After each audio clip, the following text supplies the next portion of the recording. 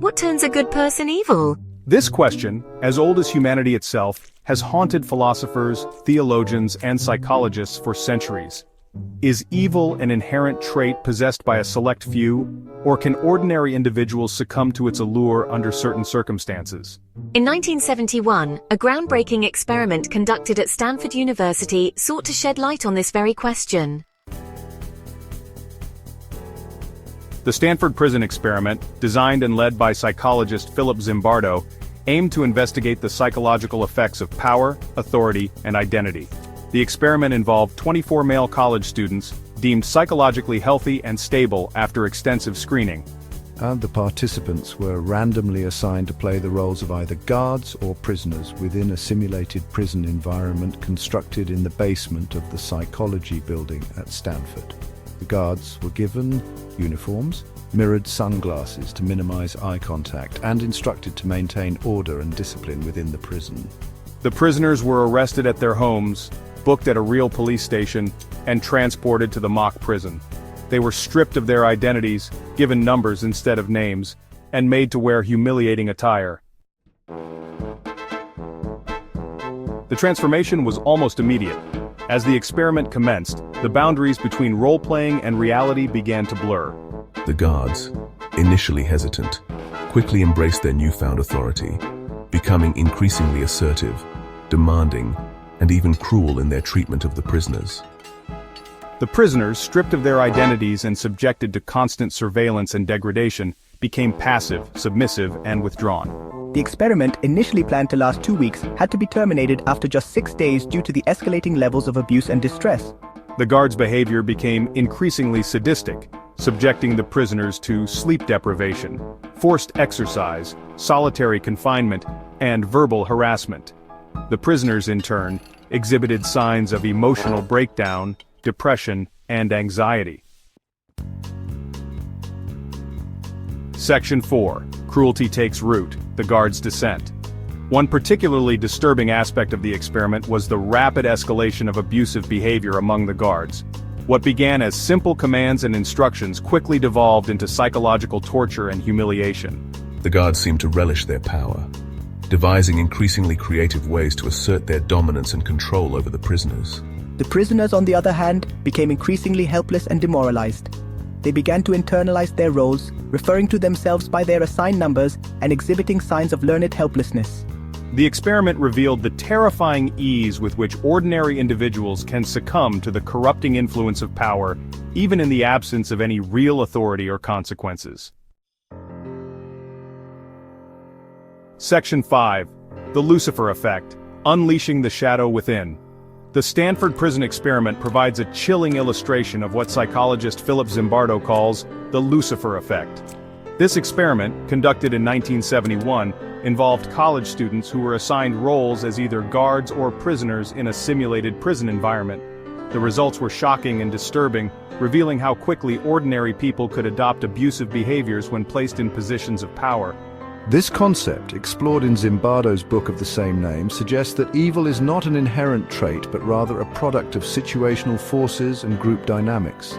Zimbardo argues that under certain conditions, social and environmental factors can lead individuals to commit acts they would never have considered in their normal lives. According to Zimbardo, anyone, regardless of their disposition, can be induced to act in evil ways when placed in certain environments. This means that the potential for malevolent behavior lies within all of us, waiting to be triggered by the right circumstances and subjected to certain pressures. These pressures can come from authority figures, peer groups, or even societal expectations, creating a perfect storm for unethical actions. The Lucifer Effect highlights the dangerous interplay of 3 factors: the disposition of the individual, the nature of the situation, and the system that supports or condones certain behaviors. The nature of the situation, which can include the immediate environment, the roles people are assigned, and the expectations placed upon them, and the system that supports or condones certain behaviors. This system can be a legal framework, an organizational culture, or societal norms that implicitly or explicitly encourage certain actions. In the Stanford Prison Experiment, the guards' behavior was not simply a result of their individual personalities. but rather a product of the power structure, anonymity, and lack of accountability inherent in the situation. The experiment demonstrated how quickly and easily people could be led to commit acts of cruelty when placed in a toxic environment, and lack of accountability inherent in the situation. This lack of oversight allowed the guards to act without fear of repercussions, leading to increasingly abusive behavior. Section 6. The power of the situation. Are we all susceptible? The Stanford prison experiment serves as a stark reminder of the power of situations to shape human behavior. Conducted in 1971 by psychologist Philip Zimbardo, the experiment aimed to investigate the psychological effects of perceived power, focusing on the struggle between prisoners and prison officers. We are all susceptible to the influence of our environment, and even the most well-intentioned individuals can succumb to the pressures of conformity, obedience, and groupthink. This susceptibility is not limited to extreme situations. It can be observed in everyday settings like workplaces, schools, and social gatherings. The experiment highlights the importance of recognizing the situational forces that can lead to evil and developing strategies to resist them. By understanding these forces, we can better prepare ourselves to act ethically and responsibly, even under pressure. The experiment also underscores the need for ethical guidelines and oversight in research involving human subjects. It serves as a crucial lesson for the scientific community, emphasizing the importance of protecting participants from harm. The Stanford prison experiment, while groundbreaking in its insights, has been widely criticized for its ethical shortcomings and the potential harm inflicted on the participants. Critics argue that the lack of proper oversight and the extreme conditions led to unnecessary suffering.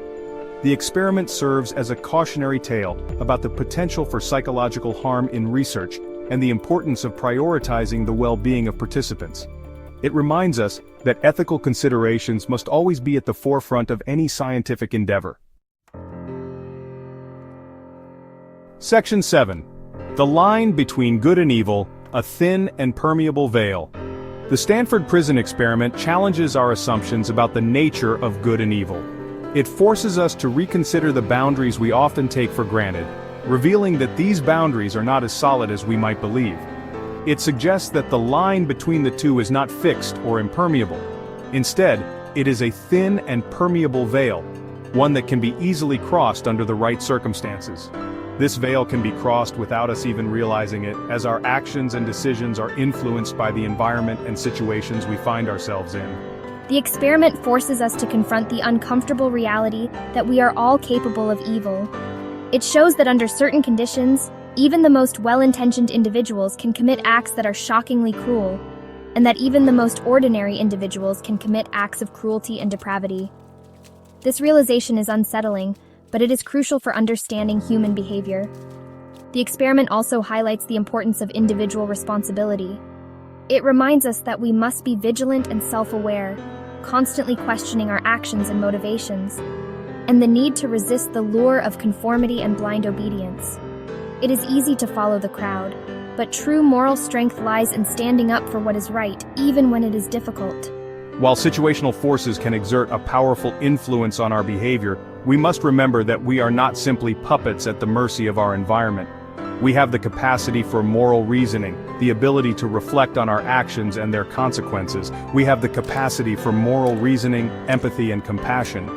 These qualities are what make us human and allow us to connect with others on a deep level, empathy and compassion.